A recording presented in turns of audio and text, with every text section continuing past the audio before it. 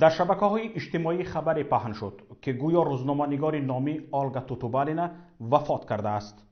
صبح 19 نوامبر در حاجتخانه دفتر خبرگزاری ازپولوس جسد او را پیدا کردند. احتمال می‌رود توتوبالینا دست به خودکشی زده است.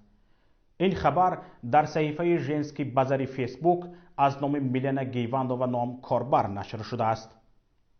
اما واقعیت این خبر تایید نشده است. در خبرگزاری ازپولوس و دیگر رسانه‌های معتبر در این باره چیزی گفته نشده است.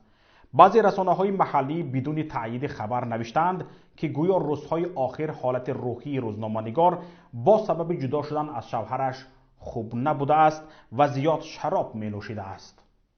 همکسبانش گفتند این حالت توتوبالینا را به خودکشی آورده رسانیده است. آلگا توتوبالینا از خود همچون یک روزنامه‌نگار با جسارت و آشکارگوی درک داده است.